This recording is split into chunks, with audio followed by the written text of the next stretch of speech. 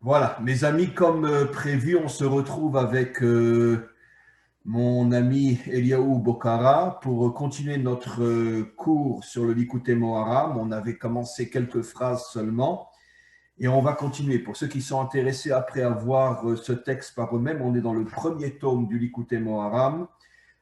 C'est la Torah 87, c'est-à-dire Pezaïm en hébreu. On était arrivé, je reprends le texte, Ach Yesh Shne Mine Yira. Il y a deux types de craintes, c'est-à-dire de crainte par rapport à Hachem, bien sûr.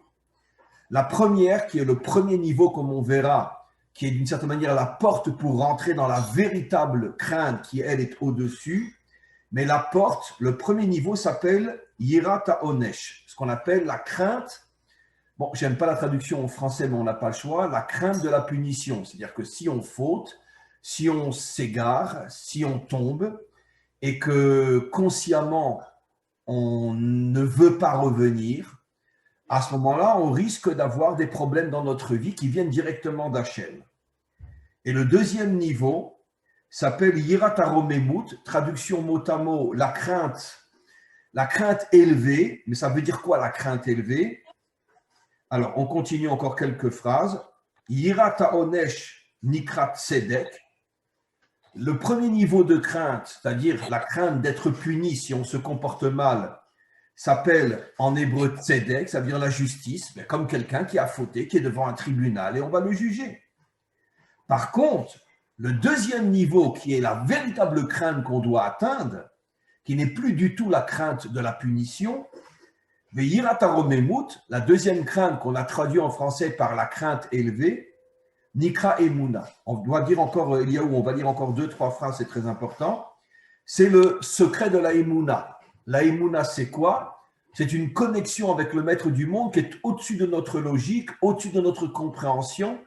Comme je l'ai souvent expliqué dans différents cours, c'est une force qui est dans notre âme et qui dépasse complètement l'entendement. Ça veut dire qu'on arrive à se connecter au maître du monde, même si on ne le comprend pas, même si on ne le voit pas, on est connecté avec lui. Et cette force, qui est l'une des forces les plus puissantes de notre âme, s'appelle la Emouna. On continue encore, parce que c'est très important, il va définir la définition de la Emouna et aussi de la crainte de la punition.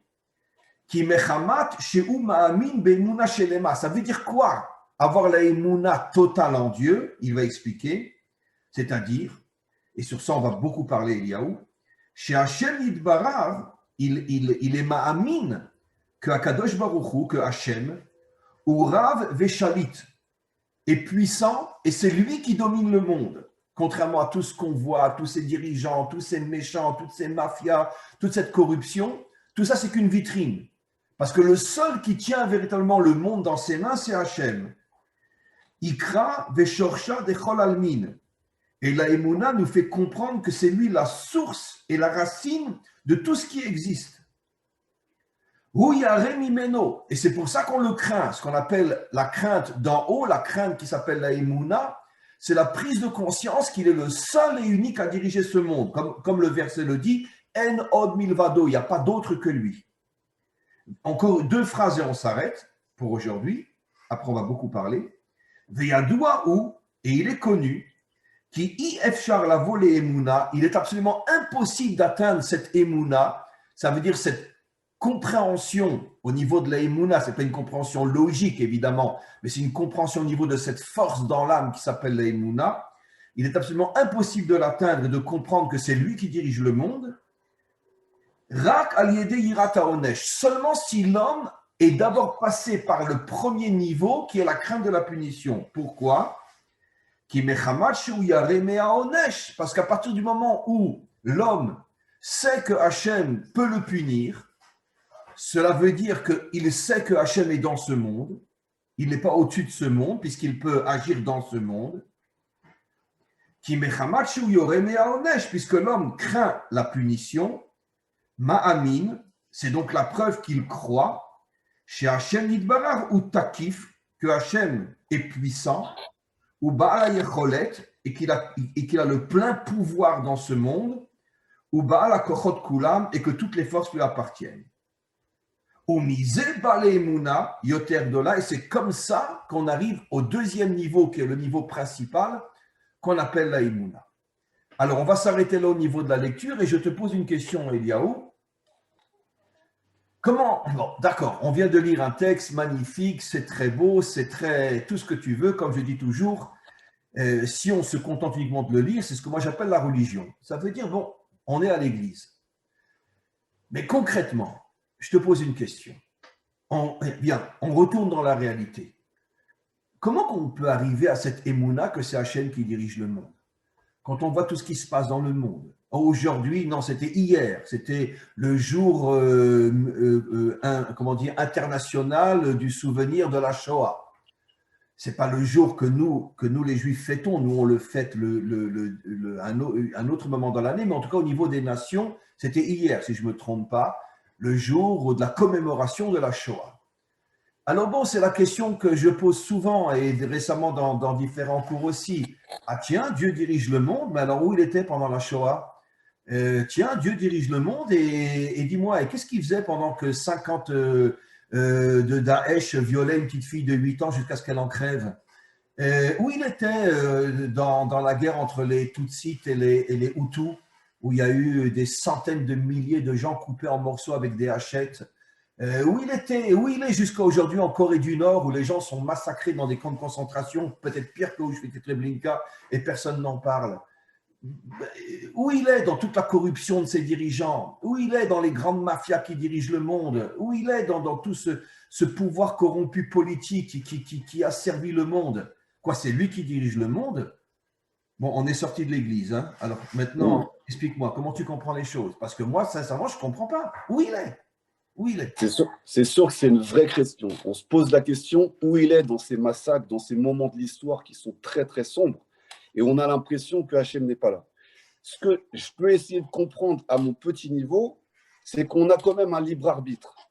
Donc, pour que le libre arbitre existe, il faut qu'il soit présent, mais en même temps qu'il laisse agir. Parle encore plus fort, élève la voix encore. Il faut qu'il soit présent, mais il faut qu'il laisse agir sa création.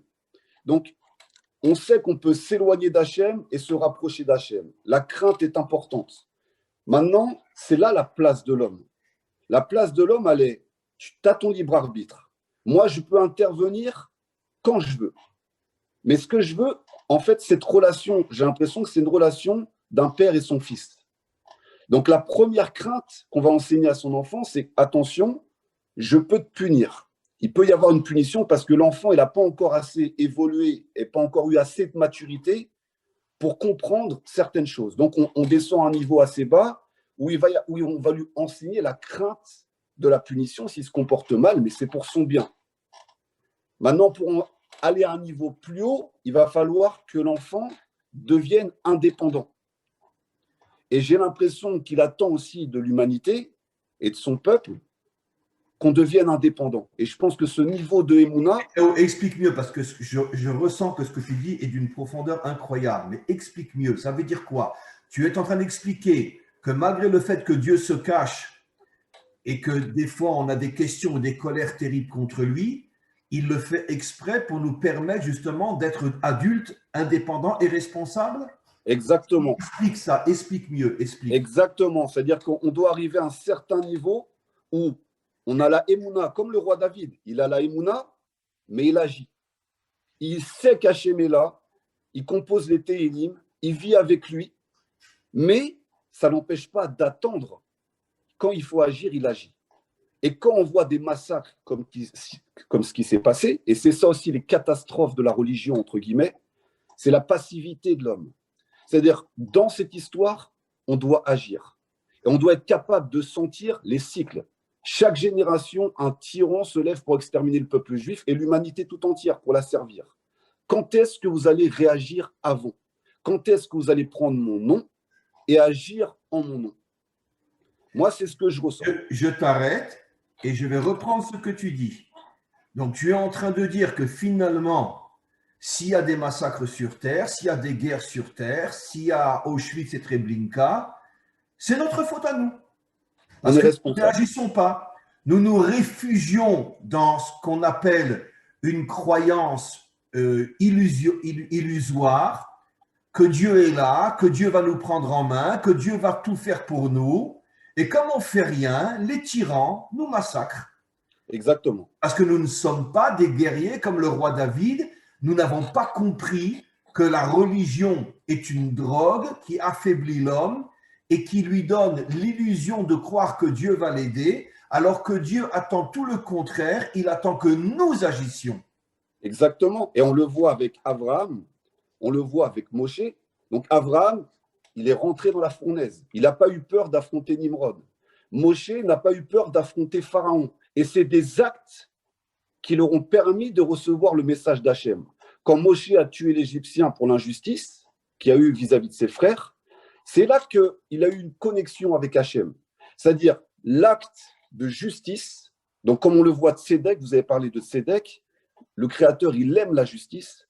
Quand un homme prend la justice sur lui de faire le bien, là, il vient s'associer à lui. Mais si on ne fait rien et on reste et on collabore, ou on ne dit rien, on ne fait rien, bah, vous n'avez pas la force de recevoir mon nom.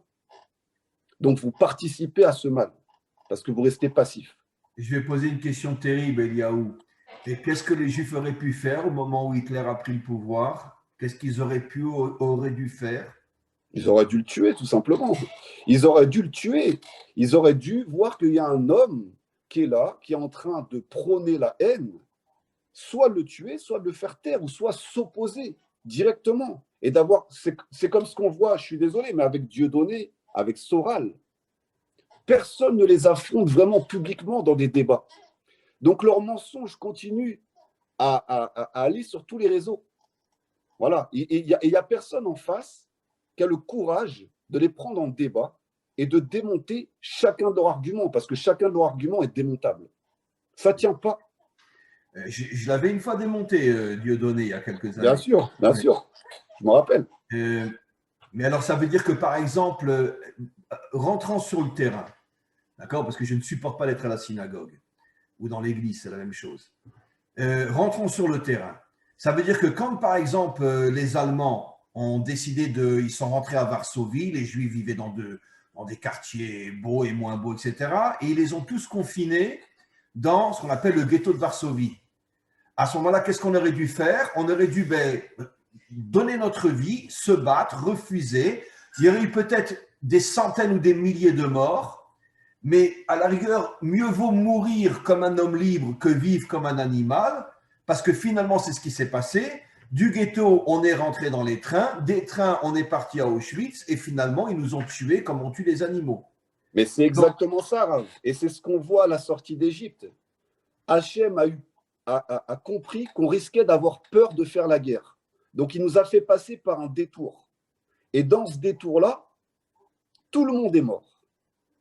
Au final, toute la génération qui est sortie d'Égypte est morte dans le désert. Donc, entre guillemets, a été exterminée d'une autre façon. Maintenant, on aurait pu aussi affronter directement les Cananéens. Mais on n'était pas prêt. La foi des explorateurs. Voilà. Est-ce que cette fois-ci, on est prêt?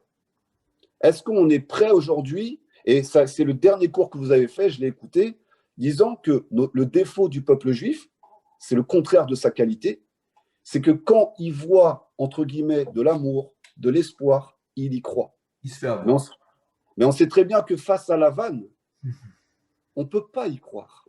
La vanne, c'est la ruse. On n'a pas le choix. Ou contre Esav, c'est pareil. On doit vaincre son ange. Donc, on doit se battre. C'est la bracha qu'on a reçue. C'est pour ça que la démocratie s'est installée dans tout le monde occidental. Exactement. Pour nous vendre de belles paroles et nous séduire et nous faire tomber. Exactement. La démocratie, c'est la vanne. Et je te signale que là où la démocratie marche le mieux, c'est en Israël. Hein. Ah oui. On est déjà pratiquement à 4 millions de vaccinés. Hein. On est le laboratoire de l'humanité tout entière. On est devenu des chauves-souris ou des rats. Mais vous avez fait un super rapprochement. La démocratie, c'est la vanne. C'est vraiment l'art et la manière de nous la faire à l'envers, en nous faisant espérer, en nous faisant croire et en pompant toute notre énergie. Donc, on est des esclaves dociles, serviles, qui acceptons la démocratie pour quelques petites libertés. Et vous l'avez bien... Je vais confirmer ce que tu dis parce que c'est toi qui as ouvert les portes de secours. Sois béni pour ça. Le Midrash rapporte qu'après la mort de Yosef, ça va confirmer tout ce que tu as dit. Pharaon est venu avec un beau sourire, et il leur a dit, écoutez, il a demandé aux 12 responsables des 12 tribus, il leur a expliqué, écoutez, ça fait maintenant des décennies que vous êtes dans la meilleure terre d'Égypte, vous ne payez pas d'impôts, on ne regarde pas ce que vous faites, tout ce que vous gagnez reste chez vous. Bon, tout ça, on l'a fait parce qu'on voulait être reconnaissant à l'égard de Yosef qui a sauvé l'Égypte. Mais écoutez, maintenant les temps changent, on voudrait que vous commenciez à payer un petit peu des impôts, que peut-être que vous participiez à la reconstruction de l'Égypte, etc. Bon, j'attends votre réponse, mais vous n'êtes pas obligé, hein, comme ça. Il est parti. Toutes les tribus ont discuté.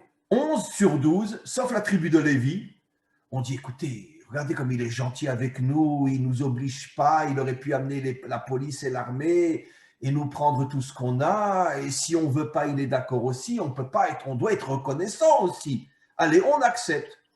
Lévi leur a dit, à ce moment-là, si vous lui donnez le doigt, il vous prendra tout. Exactement. Il n'a pas écouté Lévi. Paro est revenu avec d'autres demandes, et finalement, ils ont été tous transformés en esclaves. Alors, Rav, vous donnez la réponse de ces paroles de Rabbi Nachman, c'est-à-dire que quand on n'a plus la crainte, on a plus la crainte d'un roi de chair que la crainte de la punition ou de la Ebouna, et bien là, on descend et on se prend la punition en pleine tête. Donc, en fait, notre crainte devrait être tellement grande que quand on voit une injustice, quand on voit une fausse démocratie, quand on voit tout ce qui se passe dans le monde, on devrait craindre plus Hachem. Et c'est là, justement, la vraie crainte d'Hachem. Ce n'est pas s'éloigner du monde, se couper du monde. C'est là, non. C'est pas uniquement je ne vais pas manger de porc. Évidemment que je ne vais pas manger de porc, mais Bien c'est sûr. pas là la vraie crainte. La vraie crainte, soit un homme bat-toi pour rester un homme libre. Exactement. C'est ça la vraie crainte. C'est affronter l'oppression. C'est en fait être un révolutionnaire, être un ivri de l'autre côté. Quand on sent qu'il y a de la manipulation, comme vous Répète faites, ce que tu viens de dire, c'est tellement important. Le mot hébreu en français, ivri en hébreu veut dire celui qui va à contre-courant. exactement. C'est ça ce que ça veut dire le mot hébreu. Bon, le premier qui trouve un hébreu aujourd'hui, il a gagné parce qu'il n'y en a plus, ou presque plus. Mais en tous les cas, à l'origine, c'est ça l'ivri. Quelqu'un qui va contre toutes les institutions politiques, religieuses du monde qui veulent transformer l'homme en esclave. C'est ça un ivri. Exactement. Et on le voit, tous les personnages de la Torah sont des ivris. Tous, ils ont affronté le pouvoir en place. Tous. Abraham. Pourquoi Moshe. Abraham a été choisi? Il est le seul à avoir eu le courage de se battre contre Nimrod, qui voulait Exactement. transformer toute l'humanité en esclave. Exactement. Et c'est ça, donc la crainte de Rabbi Nachman qu'il explique. Enfin, c'est comme ça que je le comprends. C'est que la crainte, ta crainte d'Hachem doit être plus grande qu'un homme de chair. Elle doit être plus grande que ton intérêt. Elle doit être plus grande que tout ce qui t'entoure. Ça, c'est la vraie crainte. Et là, tu fais une vraie justice. Tu es juste. Tu n'as pas peur d'ouvrir ta bouche pour dire la vérité. Tu n'as pas peur d'affronter des rois de chair ou des armées de chair qui sont contre la vérité, qui sont contre l'équilibre de ce monde. Et c'est ça pour moi, la vraie crainte. Et ça demande du courage, ça demande de se jeter dans la fournaise ardente avec de la émouna. Je vais confirmer tout ce que tu dis. C'est explicite dans le Talmud, dans Masechet Sanhedrin, dans le Pérec Chelek, le dernier Pérec, le dernier chapitre de ce traité-là, qui dit sur le verset « Il faut craindre Hachem », nos maîtres rajoutent « Il ne faut craindre que lui ». Il rajoute l'expression « que lui ». Exactement ce que tu as dit. Non, moi je mange cachère, moi je fais Shabbat, hein, d'accord, mais quand ton patron te menace de te renvoyer, tu lui lèches les bottes, d'accord. Donc en vérité, tu ne crains pas Hachem. Tu t'es fait un petit kiff, une petite religion, parce que bon, ça t'amuse, il y en a qui aiment le cinéma, il y en a qui aiment la religion. Mais si tu es capable de dire à ton patron, d'accord, pourquoi je viens à 9h le matin et toi tu me demandes de venir à 8h? Je suis désolé, monsieur le patron. Moi, de 8 à 9, j'étudie la Torah. Vous voulez me renvoyer? Renvoyez-moi, j'en ai rien à faire. Hachem me trouvera un autre job. Ça, c'est la véritable crainte. Ne craindre que lui. Et c'est ce que vous avez expliqué dans la paracha Bo, dans le cours que vous avez fait sur la paracha Bo, vous avez expliqué où se trouve Hachem. Va vers Pharaon, je suis là-bas. Donc quand tu auras démoli les tyrans de ce monde, je me révélerai. Tant que tu n'as pas le courage de les démolir avec ta bouche, avec ta force, avec tous les moyens que tu as pour le faire, je resterai caché parce que pour l'instant, c'est eux qui ont la malroute. C'est Amalek qui a pris le Vav et le E. C'est eux qui le tiennent. Donc, on le révélera quand on arrivera à faire descendre tous ces empires. On sait que c'est le Mashiach qui a la capacité de faire tout ça. Oui, mais il aurait une armée, on sera avec lui. Toi et moi, on sera à côté. Bezrat Hashem, on a tous une étincelle du Mashiach en nous. Donc, on ne doit pas attendre qu'il arrive. On doit faire réveiller cette étincelle. Et là, il va prendre la tête des armées. Pour moi, ça me paraît tellement évident quand j'écoute vos cours. C'est ce que vous enseignez depuis tout le temps, de toute façon. Ce n'est pas nouveau, vous l'enseignez depuis toujours, ça. Depuis le début que je vous écoute. Mais il faut avoir le courage, comme vous dites, je préfère perdre 10 000 shekels qu'enfreindre le Shabbat. Je préfère être humilié que tromper et prendre la femme de mon voisin. Ça, c'est la force. Et c'est le premier entraînement. Faites déjà mes mitzvot. Une fois que vous avez le courage d'affronter la nature et d'être au-dessus de la nature avec les mitzvot, vous aurez le courage d'affronter un roi de chair. Je te signale, pour confirmer encore une fois ce que tu dis, que c'est exactement l'épreuve que 80% du peuple juif a refusé et que seulement 20% qui sont sortis d'Égypte. Quelle était l'épreuve pour tester si ce sont vraiment des êtres humains ou des animaux? Est-ce que vous avez le courage de prendre l'idole des Égyptiens, la tuer devant eux, après la cuire, comment on dit, en barbecue dans votre jardin, de manière à ce que l'odeur se répande dans toute l'Égypte, et prendre son sang et le mettre sur la porte de votre maison? Ça veut dire finalement, ça veut dire provoquer les Égyptiens alors qu'on est des esclaves. Mais qui est le fou qui va accepter de provoquer son maître alors qu'il n'a pas d'armes, il n'a rien? Eh bien, 20% ont accepté, c'est les 20% qui sont sortis d'Égypte. 80% n'ont pas eu le courage. Exactement. Et c'est le symbole en plus du mouton. Donc, ça aussi, c'est des cours que vous avez faits. C'est le symbole du mouton.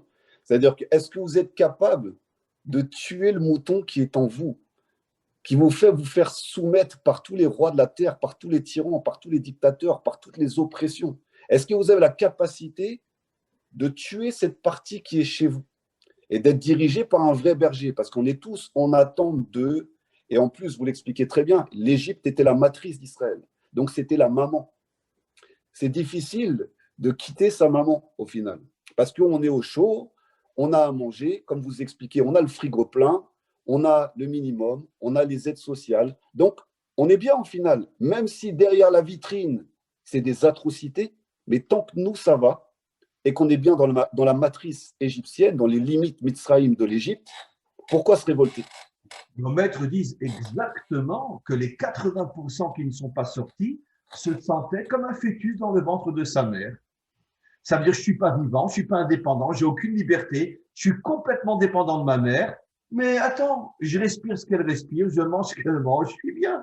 C'est ça l'humanité tout entière jusqu'à aujourd'hui. Un embryon dans le ventre de sa mère. Fais ce que tu veux, maman, je m'en fous, le Icar. Le principal, c'est que j'ai à manger. Là, on rentre dans la vraie servitude. C'est-à-dire que la capacité d'un tyran à rendre asservi son peuple, c'est cette capacité à comprendre ce que vous venez de dire. Et c'est ça la démocratie. Quand vous dites, parce que souvent les gens ne comprennent pas, mais attends, on ne peut pas dire que la démocratie, c'est la pire des dictatures. Tu vas dans une dictature, tu vas en Corée, tu dis un mot, tu te fais étrangler. En France ou en Israël, on a le droit de parler, on a le droit d'échanger. C'est vrai que c'est mieux à choisir entre une dictature où tu dis un mot, tu te fais tuer, et une dictature où tu as l'impression de pouvoir être libre. On est plus à l'aise dans cette forme de dictature. Mais la manipulation mentale est beaucoup plus forte. Et c'est pour ça que le mal est représenté par un serpent. Pourquoi? Parce que d'abord, le serpent, il a séduit Chava. Et deuxièmement, quand il vient t'attaquer, il ne fait pas de bruit, tu ne l'entends pas, tu ne le vois pas, il est tout en bas, il ne fait pas de bruit. Et donc, il te prend, il te tue sans que tu t'aies rendu compte qu'il t'a tué. C'est pour ça que la Torah prend le symbole, la métaphore d'un serpent pour dire que le vrai mal, ce n'est pas le lion qui est en face de toi, que là, au moins, tu vois qu'il veut te bouffer. Le vrai mal, c'est le serpent qui te tue, et quand il est en train de te tuer, c'est déjà trop tard, tu ne t'es pas rendu compte qu'il t'avait déjà entouré. Exactement, exactement. Magnifique. Et Rav, est-ce que vous connaissez la définition du mot gouvernement? Non, explique-moi. Gouvernement, ça veut dire contrôle mental. D'où tu sais? C'est la traduction en latin. Regardez, gouvernement, dès que vous avez gouvernement, la gouvernance du mental. Wow. Voilà qu'est-ce que La ça veut dire. gouvernance du mental.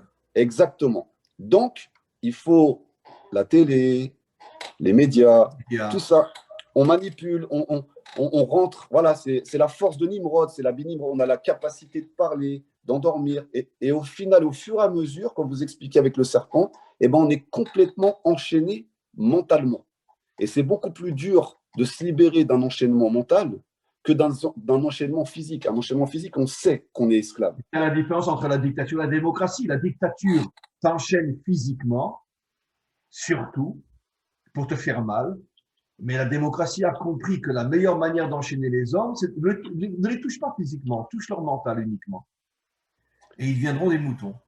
Bien sûr. Et on voit souvent que la démocratie, si elle tombe, elle peut laisser place à une dictature. C'est ce qu'on a vu en Allemagne, par exemple. Évidemment.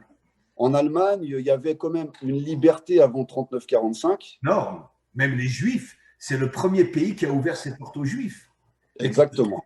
qui se sont complètement assimilés. 2 Juifs Exactement. sur 3 étaient mariés avec une Allemande non juive en Allemagne. Exactement. Ils sont complètement assimilés. Et quand il commence à y avoir un réveil du peuple, c'est-à-dire quand on est à l'aube d'une guerre, et bien là, on n'a plus le choix. On est obligé d'enchaîner les corps. Parce que sinon, s'il y a un réveil de l'âme, on enchaîne le corps.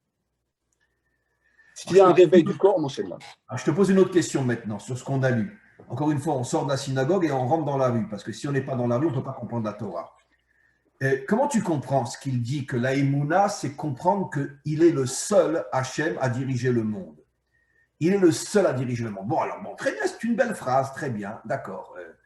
Concrètement, comment qu'on le vit, comment qu'on le ressent, que c'est le seul qui dirige le monde. Encore une fois, face à tout le mal qu'il y a ici, quand on voit un Tutsi ou un Hutu venir avec sa hachette et prendre un enfant de 8 ans et le couper en morceaux, comment je peux dire que c'est lui qui dirige le monde? Mais tu vois pas ce qu'il est en train de faire? Ben, c'est ça la Emouna. Est-ce que tu vas avoir la force d'aller devant ce tyran? Bien sûr, pas dans un état d'esprit entre guillemets religieux, avec des armes. Est-ce que tu vas être prêt à combattre? Parce que c'est ça ce monde. On doit combattre. Le ghetto de Varsovie, ils ont combattu. La Deuxième Guerre mondiale, les armées ont combattu. On dit Hachem Tsevaot, Dieu des armées. On n'a pas le choix. On n'est pas encore à un niveau assez haut et assez élevé spirituellement. Ce que tu dis, Eliaou, quand on est sorti d'Égypte, le premier nom que Dieu nous donne, je suis le Dieu des armées. C'est-à-dire, il veut nous faire comprendre ce qu'on a déjà oublié depuis des millénaires. Je vous ai sorti pour faire de vous une armée qui va combattre le mal qui est dans ce monde. Et ça, on l'a complètement oublié. Exactement. Exactement. Et pour ça, il faut s'entraîner. Il y a un entraînement. Il y a un entraînement physique et il y a un entraînement mental. Parce que s'il y a juste l'entraînement physique et que la Neshama n'est pas bien présente à l'intérieur du corps, ça donne des massacres. Au nom de la liberté, au nom de la justice, je massacre, je prends le pouvoir, je perds la boule et je refais le même cycle.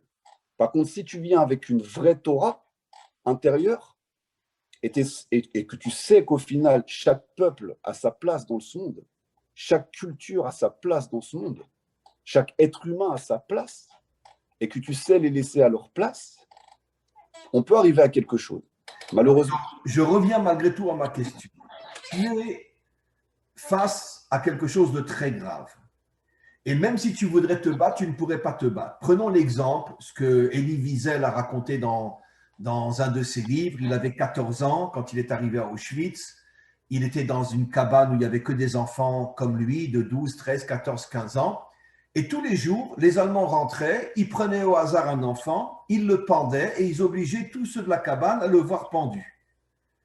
Lui-même venait d'une famille très, très religieuse. Quand il est arrivé à Auschwitz, il avait des papillotes. Et il était d'une famille chassidique.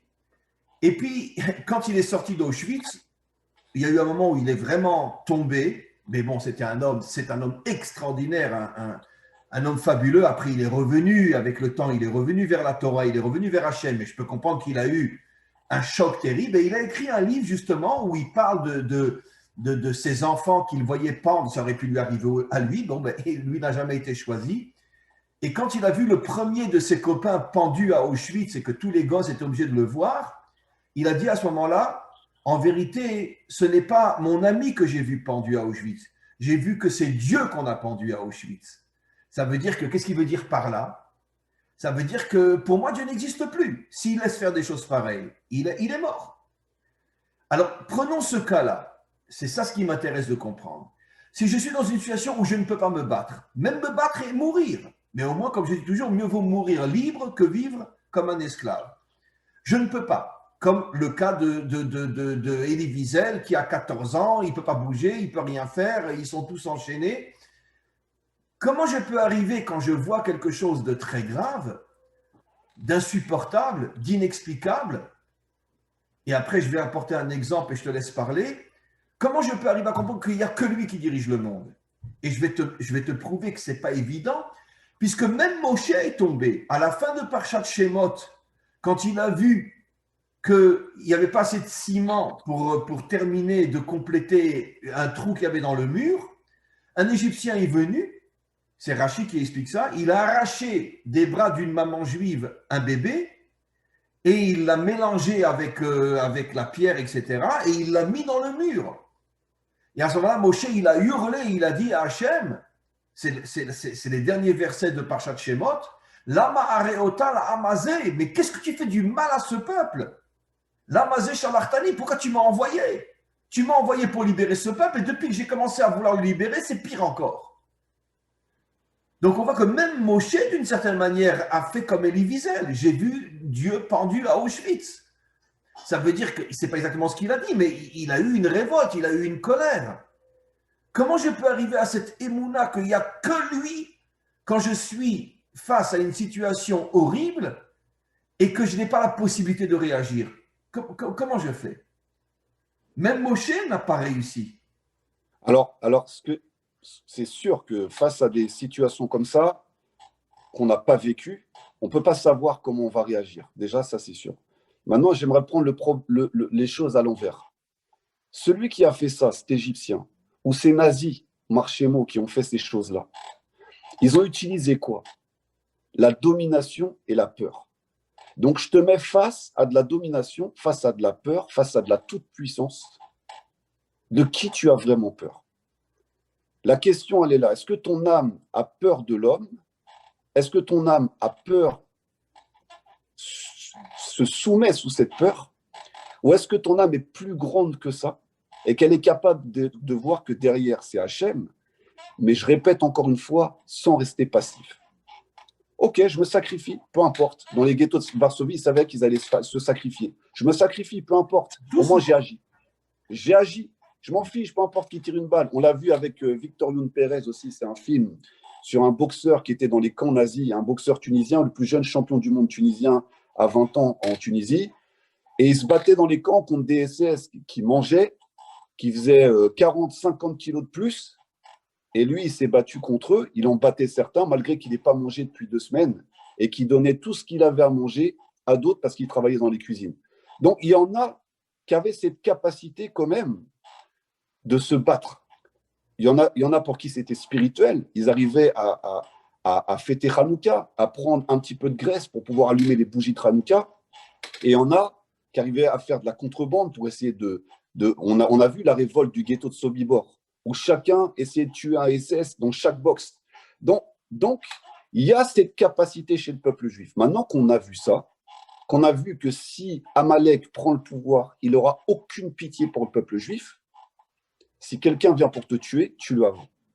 Et si on est assez fou pour oublier... Je veux dire que la volonté d'Hachem serait que si j'ai le choix entre rester passif et me dire peut-être je m'en sortirai, ça veut dire c'est sûr que non, mais peut-être, parce que j'ai besoin de me bercer d'illusions, ou bien agir en sachant que c'est sûr que je vais mourir, l'homme authentique va agir en sachant qu'il va mourir, plutôt que de se bercer d'illusions, que je préfère baisser la tête car je m'en sortirai peut-être. C'est ce que tu dis. Moi, c'est ce que je pense. Moi, c'est ce que je pense. Et je pense que c'est la meilleure solution parce qu'au moins, nos ennemis voient qu'on est prêt au combat. On est prêt à aller jusqu'au bout. Donc, ils ne peuvent pas massacrer à tout bout de bois comme s'ils écrasaient des mouches ou des insectes. Et c'est ce qu'on a vu avec la faute des explorateurs. Ils se sont sentis petits. Mais on n'est pas petits. On était à leurs yeux comme des sauterelles. Exactement, parce qu'on s'est senti petit. Bien sûr. Mais ça demande une préparation. C'est-à-dire que le peuple juif, après tout ce qu'il a traversé, il devrait être expérimenté au combat. Chacun de ses membres devrait être expérimenté au combat. Pas pour faire le mal, pas pour se venger, pas pour détruire, mais pour savoir se défendre. Ça devrait être une obligation. Le minimum, autant au niveau spirituel qu'au niveau physique. Si on ne le fait pas, on est aussi coupable de ne pas se préparer. On sait très bien qu'est-ce qui se passe à chaque génération et chaque Pessah, on le rappelle.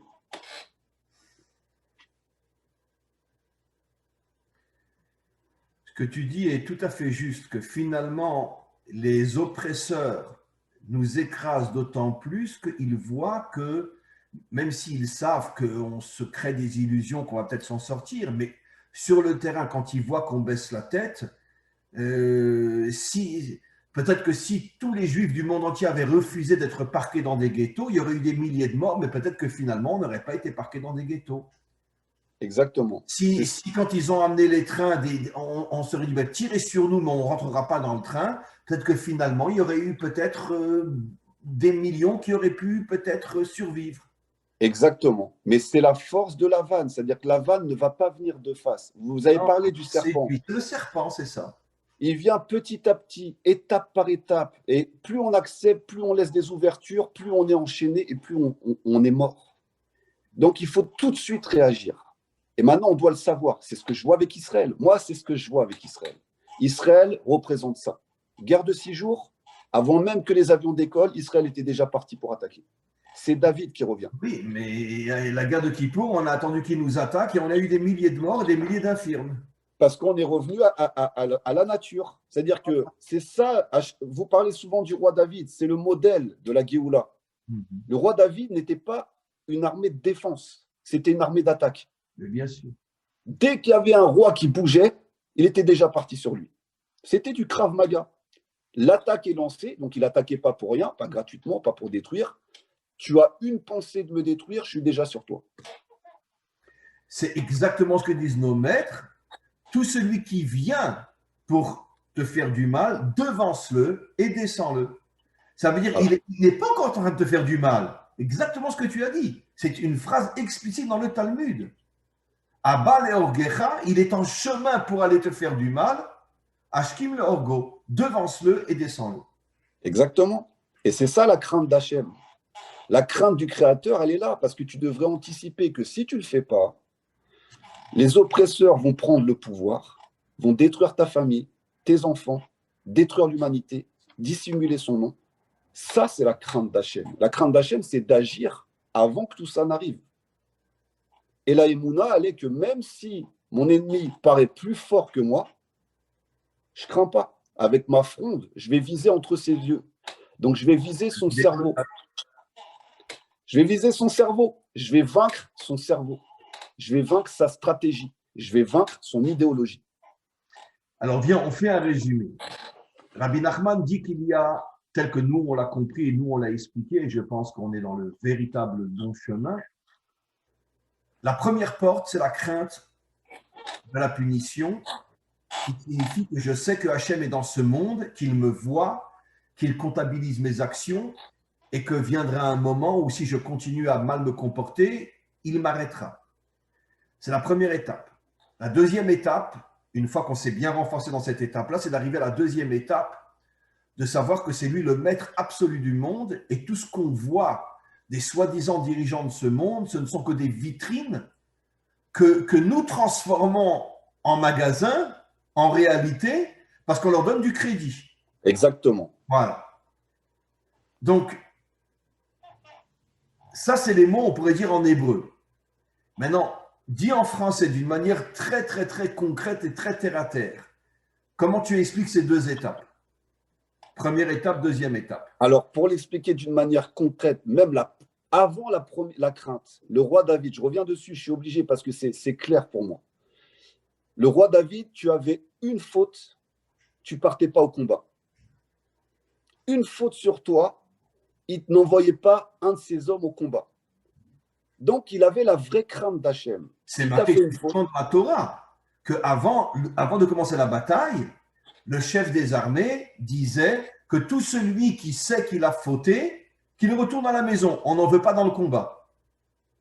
Donc, c'est ça la crainte d'Hachem. C'est-à-dire, cette crainte-là fait que tu anticipes. Excuse-moi, je te romps la parole. Et Rachid dit, comme tu dis, parce que si quelqu'un a des fautes si quelqu'un a des fautes qu'il n'a pas réparées, il n'arrivera pas à la vraie crainte d'Hachem qui est je ne crains que lui et personne d'autre. Exactement. Voilà. Donc Alors, ça, c'est le feu vert. oui. Le feu vert, c'est qu'avant de partir en guerre contre les oppresseurs et d'arriver à cette vraie crainte, il va falloir se purifier. Et là, on peut vaincre. Parce que sinon, on est corruptible. Parce qu'on ne sera peut-être pas touché forcément physiquement, mais on va peut-être être touché par d'autres choses. Donc, la vraie crainte, ce n'est pas de devenir un saint avec une auréole sur la tête, mais de devenir un guerrier qui n'a peur que d'Hachem. Exactement. C'est la vraie crainte. Bravo. D'où le dernier combat avec Ishmaël. C'est ce qui nous rappelle. Nos demi-frères nous rappellent. Ils nous rappellent ça. Ils nous rappellent ça. Et ils viennent comme ça, de cette manière-là. Ils nous montrent que nous, on ne craint, entre guillemets, que Allah. C'est vrai, eux, ils sont à ce niveau-là, d'une certaine manière. C'est ce qu'ils nous rappellent. Ils nous rappellent, n'oubliez pas. Et on s'est lié avec le sacrifice d'Yitzhak. Oublie pas Israël, tu avais cette capacité-là. Nous, peut-être qu'on le fait mal aujourd'hui, mais c'est aussi pour vous rappeler que vous étiez prêts à vous sacrifier entièrement. Pour le bien, pas pour le mal. Parce que Yitzhak a voulu se sacrifier entièrement, alors que Ishmaël avait fait la Brit Mila à 13 ans. C'était une partie d'un sacrifice. Yitzhak s'est sacrifié entièrement, il était prêt à y aller, pour la vérité. Et ça, cette dimension-là, on l'a perdu, quoi. Au niveau général de notre nation, de notre peuple, on l'a perdu, quoi. Il reste que quelques individus qui ont ce niveau-là. Parce qu'on a été, et ça, à mon avis, c'est le résultat du veau d'or. La corruption. On a été corrompu, pas tout le peuple, heureusement, Chasvé Shalom, mais on a été corrompu par Amalek, corrompu par les forces contraires qui cherchent toutes les failles possibles dans le peuple juif, soit par l'argent, soit par la peur, soit par les femmes, l'adultère, la débauche. Ils cherchent les failles. Et là, dernier combat, et on le voit clairement, c'est dans les familles. Et comment on va détruire vos familles? On va rentrer par la télévision, on va rentrer par les médias, on va vous influencer, avoir une autre vie de famille que la vie de la Torah. Et de l'intérieur, on va essayer de détruire les familles. Et c'est ce qu'il a vu Bilam. Quand il a voulu maudire, il a vu que les familles étaient kadosh. Il a vu que les tentes étaient déplacées les unes les autres pour qu'il y ait une pudeur à l'intérieur des familles. Donc, qu'est-ce qu'il a dit après? Il a dit, pour les détruire, il faudrait essayer de les débaucher. Mais il a amené les prostituées. D'où le Likoté Moharam, la réparation de la Brit Mila. Ça, c'est la force. Quand on va réussir à ça, on redeviendra invincible. Et Rabbi Nachman l'a bien compris, parce qu'il a fait le Tikkun HaKlali, il a souffert pour faire le Tikkun HaKlali, la réparation des 10 psaumes. Quand le fondement va être réparé dans le peuple juif, on redeviendra invincible.